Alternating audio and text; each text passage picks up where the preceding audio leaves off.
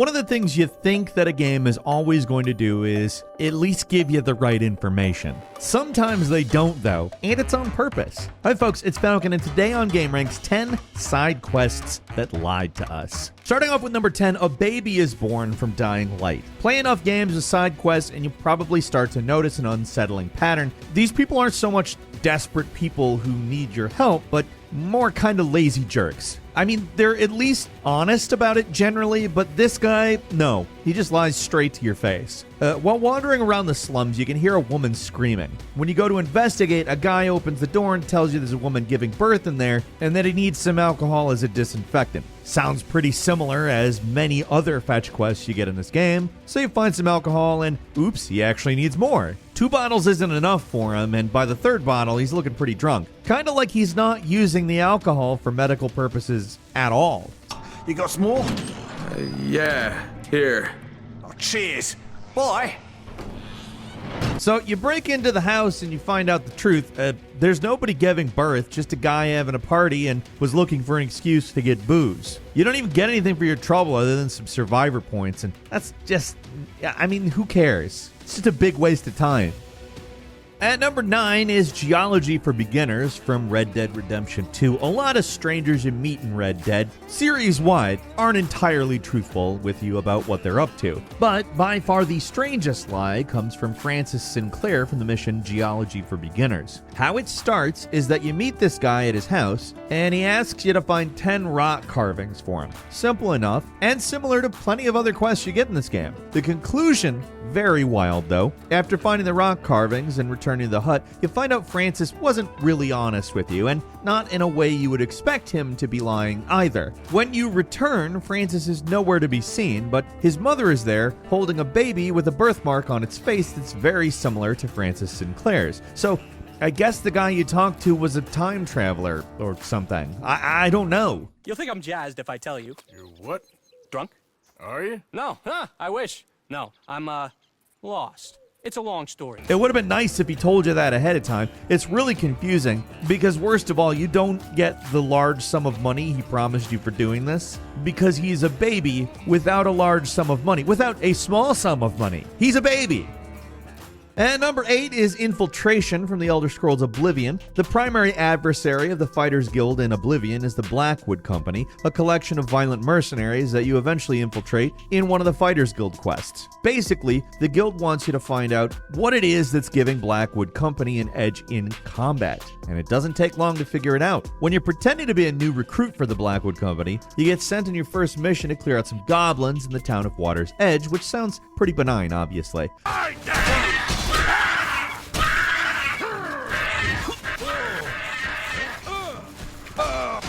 Before you go, however, they give you a special potion that just knocks you out. When you come to, you're already at the location, and the town's completely overrun with goblins. So, you do what anyone would do, you kill them all, and once they're all gone, you black out again, and return to company headquarters, and everybody congratulates you on a job well done. What you saw wasn't actually what happened, though. When you return to the town, you find that everyone is dead, and the goblins you slayed were actually the villagers and their sheep. Like, it was all a hallucination, created by the potion. It's like a very low-tech version of that episode of Black Mirror, where they make everybody look like zombies, but they're not zombies, and that's how they have all of the military doing a bunch of murders. Yeah, it's a pretty nasty trick to pull on the player. Good job, hero. You're a mass murderer now.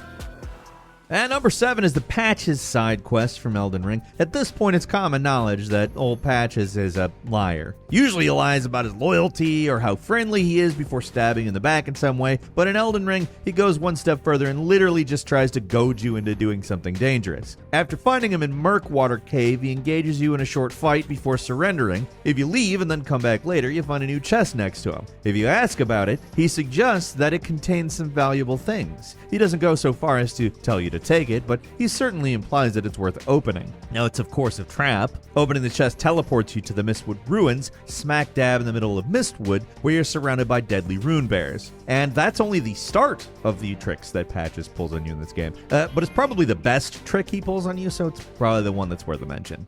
Oh, you had me proper scared, puffing away in a flash like that.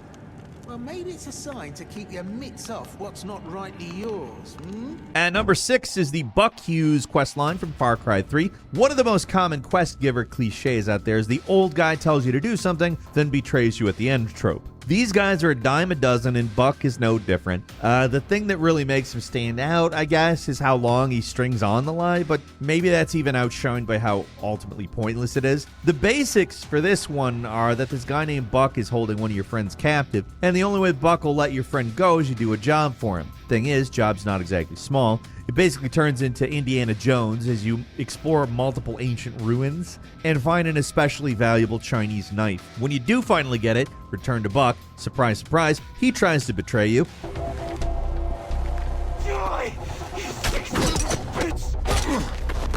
Of course, this is where you just kill him in a hand-to-hand fight, leaving players to wonder exactly what was stopping them from killing this guy in the first place. There's so much to this whole series that feels like a trick. The quasi-magical powers of the knife, never explored. The whole ancient ruins subplot, never returned to. Whole section of the game, basically just a bunch of stuff that happens just because. They're fun missions, don't get me wrong, but this Buck guy was an obvious liar that nobody in their right mind would actually trust. And when the betrayal happens, you're just like, finally, beat, stab, stab.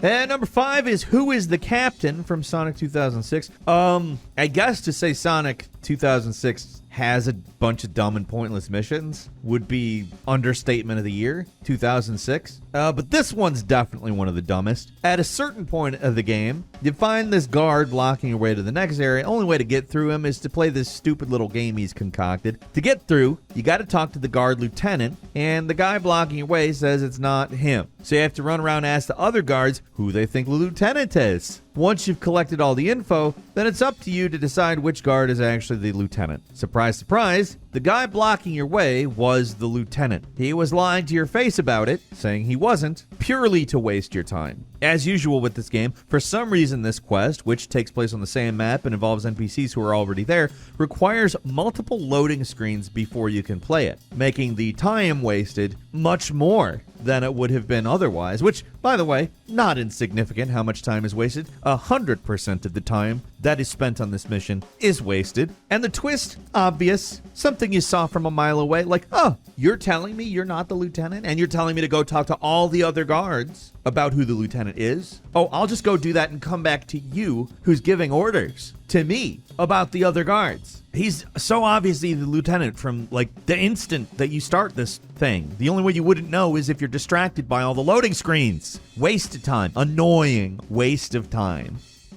And number 4, An Author's Discreet Charm, Part 2 from Gravity Rush 2, which is a game with some very odd side quests. Some of them are painfully mundane, others are totally bizarre. In this quest, you meet up with an author who's known for getting a little too involved in their own stories, and they become quite convinced that the people of the city have been taken over by scarabs, the common black blob monsters you fight in this game. Seems like a joke at first, but the people are acting kind of strangely, and the only way to get through them is to act like you've been possessed as well. At the end of the quest, it looks like everyone has been possessed, with like an Invasion of the Body Snatchers style ending, but it's a side quest, it's not the end of the game, so it is all revealed to be a hoax played on the main character by the author's editor. And that seems like it's another trick, but eventually they manage to convince Kat that it was a big joke. The author gets sent to a special room and everything ends happily enough, I guess. It's also weird, like very, very weird. Did I mention that this game has some weird side missions?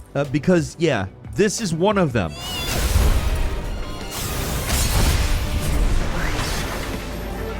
And number 3 is Justice from Dragon Age 2. Most of the time, the characters pulling tricks on you in side quests are just random one-shot characters you never see again, but not here. In Dragon Age 2, one of your primary party members tricks you into being an accomplice in a terrorist plot. This may be the number one reason why Anders in Dragon Age 2 is such a divisive character. Instead of straight up telling you he's planning to convince you to get involved, instead he lies to your face a bunch of times, telling you to get ingredients, telling you that you're collecting these things to separate him from the spirit that's possessing his body. Yeah, it's Dragon Age, so, like, I guess that's plausible, right? Sounds fair enough. But once you get all the ingredients and progress the story here, you find out, no, that's not what Anders was doing. Instead, he was building a bomb that he uses to blow up the Chantry. Love or hate the Chantry, that's pretty messed up. Like, let's say you hate the Chantry and wanted to blow it up. I think Anders could have probably said what he was doing ahead of time. I often like to know if I'm involved in a bombing plot, even if I don't like the people that are being bombed. Lying chump, this guy. At number 2 is the Vacant House from Earthbound. Kind of a stretch to call this a side quest, but in Earthbound, you can actually buy a house if you want. It's a side thing, you don't have to do it, so I'm just counting it. This is a game, you're playing as a group of kids, and all the money you get is given to you by father at the start, so owning a piece of property isn't exactly the first thing I'd expect to be able to do. It's not cheap either, at least in terms of the game. It costs $7,500, which is basically a fortune if you're a kid, so it seems like a fair price. The real estate agent says the house has a full ocean view too, so it sounds like a pretty sweet deal. Of course, when you buy the house, you find out the agent wasn't really being honest with you. The couch, the bed, ratty, holes in the floor, ocean view, kind of a hole in the wall. In fact, specifically a hole in the wall. That's all it is. It's a hole in the wall. It's a lemon. The guy screwed you out of $7,500. And for what? You own a house now. Congrats. Enjoy paying taxes, I guess, child.